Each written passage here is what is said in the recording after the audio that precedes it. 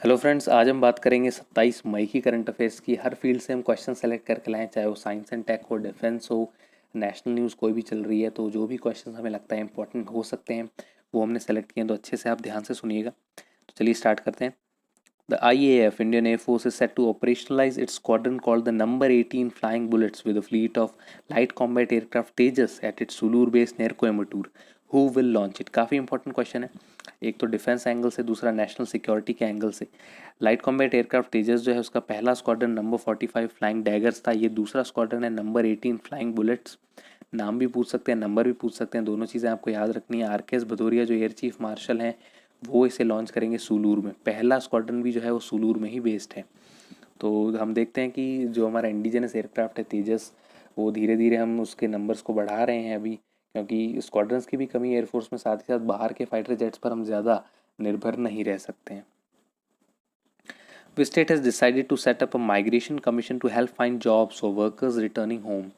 उत्तर प्रदेश ने ये फैसला लिया है। लगभग 25 लाख से ज़्यादा माइग्रेंट वर्कर्स और उनकी फैमिलीज़ जो हैं स्टेट में वापस आई हैं। तो ये माइग्रेशन कमीशन एक सेटअप किया गया है जो कि ऑफिशियल फ्रेमवर्क प्रोवाइड कराएगा कि कोई भी स्टेट को अगर यूपी के लेबरर्स को लेना है तो इस कमीशन की परमिशन ज़रूरी है। साथ ही साथ माइग्रेंट्स के राइट्स को ध्यान रखते हुए उन्हें जॉब्स प्रोवाइड कराई जाएंगी। Van is the international missing children day observe? मनाया जाता है हर साल 25 मई को। इसमें याद किया जाता है उन बच्चों को जो मिसिंग हो गए थे या जो वापस मिल गए। और ये दिन जो है यूएसए में स्टार्ट हुआ था और वहाँ से एफर्ट्स की बात होती है कि कैसे मिसिंग चिल्ड्रन के जो इंसिडेंट्स हैं उन्हें कम किया जा सकता है।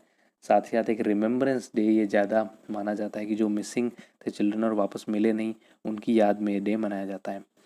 Hana Kimura passed away in May 2020. She was related to which of the following? Japanese professional wrestling का ये पार्ट थी हाना किमुरा। 22 साल की थी सिर्फ। और नेटफ्लिक्स का एक शो था टेरेस हाउस, उसमें भी इन्होंने स्टार किया था। और इनकी डेथ के बाद से साइबर बुलिंग का इशू काफ़ी सेंटर में आ गया है, क्योंकि एक ये साइबर बुलिंग का टारगेट थी। और अभी बात चल रही कैसे साइबर बुलिंग लोगों की लाइफ को इफ़ेक्ट करती है और कैसे उसे हम रोक सकते हैं ताकि लोग अपना इंटरनेट पे जो है अच्छे से एक्टिविटीज़ कैरी आउट कर सकें। In May 2020, which state has accorded industry status to sports? Sports and youth welfare जो डिपार्टमेंट है इस स्टेट का, उन्होंने कैबिनेट के सामने प्रपोजल रखा था कि स्पोर्ट्स में प्रोफेशनलिज्म की स्पिरिट लाना ज़रूरी है। उसके डेवलपमेंट के लिए उसे इंडस्ट्री स्टेटस ग्रांट करना बहुत ज़रूरी है। और मिज़ोरम में कैबिनेट ने इसे अप्रूव कर दिया है। 2019 से बात चल रही थी और अब जाके अप्रूवल आखिर मिल गया है। Who is back the prestigious inventor of the year award in May 2020? हम बात कर रहे हैं इंडियन अमेरिकन राजीव जोशी की। न्यूयॉर्क में काम करते हैं। IBM Thomas Watson research centre में मास्टर इन्वेंटर हैं। लगभग 250 पेटेंट्स इनके नाम पे हैं। ये जो अवार्ड है ये इनको इलेक्ट्रॉनिक इंडस्ट्री में एडवांसमेंट, साथ ही साथ आर्टिफिशियल इंटेलिजेंस की कैपेबिलिटीज़ को डेवलप करने के लिए दिया गया है। ये मैं कहूँगा एक इंपॉर्टेंट क्वेश्चन है। Which of the following has come up with a paper suggested blended learning as the way forward? Blended मतलब मिक्स्ड लर्निंग कैसे हो सकती है, ऑनलाइन और ऑफलाइन लर्निंग का बैलेंस। क्योंकि स्कूल्स खुलना अभी काफ़ी डिम चांसेस दिख रहे हैं, क्योंकि जैसे जैसे केसेस बढ़ रहे हैं। तो IIM रोहतक ने बोला है कि 3 शिफ्ट्स में आप स्कूल स्टार्ट कर सकते हैं। सुबह 7 से 11 बजे, फिर 11:30 से 3:30 कर सकते हैं, और फिर शाम को 4 से 7:30। 3 शिफ्ट में स्कूल्स काम करेंगे सोशल डिस्टेंसिंग के नॉर्म्स को फॉलो करते हुए। साथ ही साथ ब्लेंडेड लर्निंग होगी, क्योंकि सिर्फ 4 घंटे में आप पूरा कोर्स नहीं पढ़ा सकते। तो ऑफलाइन लर्निंग साथ ही साथ ऑनलाइन लर्निंग का एक बैलेंस बना के हमें आगे बढ़ना होगा। Who is inaugurated the Indian dispute resolution centre in May 2020? हर जगह बात चल रही कोर्ट प्रोसीडिंग्स को कैसे ऑनलाइन ले जाया जा सकता है, कैसे अल्टरनेटिव डिस्प्यूट रेजोल्यूशन मैकेनिज्म्स को ऑनलाइन लाया जा सकता है। तो जस्टिस AK सीकरी ने जो है IDRC को इनॉग्रेट किया, जिसमें पेपरलेस डिस्प्यूट रेजोल्यूशन का एनवायरनमेंट होगा। आप ऑफलाइन और साथ ही साथ इलेक्ट्रॉनिकली भी अपने डिस्प्यूट जो है फाइल कर सकते हैं और रिजॉल्व वो हो जाएंगी। तो एक काफ़ी एक कहेंगे रिफॉर्म बहुत अच्छा है ये। Which state has become the first state to release a unique report highlighting its conservation efforts to save over 1100 rare plants from extinction? पहला स्टेट बन गया है इंडिया में। हम बात कर रहे हैं उत्तराखंड की। और अश्वमेधा है, गिलॉय है, चित्रक जैसे हर्ब्स जो हैं इन्होंने प्रोटेक्ट किए हैं। लगभग 1100 रेयर प्लांट्स को इन्होंने एक्सटिंक्शन से बचाया है। A navy warship of which country has successfully tested a new high energy laser weapon that can destroy aircraft mid-flight?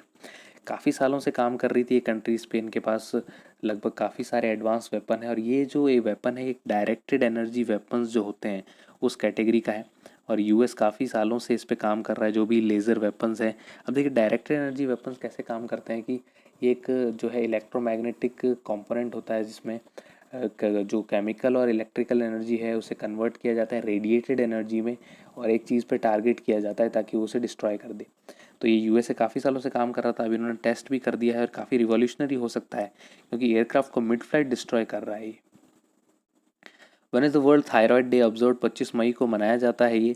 और इसमें बात होती है थायराइड ग्लैंड के जो भी इन्फेक्शंस होते हैं, चाहे वो आयोडीन की कमी से हों या फिर ट्यूमर्स से हों या फिर जो भी सूजन हो जाती है ग्लैंड में, आपने देखा होगा काफ़ी बार फोटोज़ वगैरह में, और छोटी क्लासेस में भी बात होती है इसकी।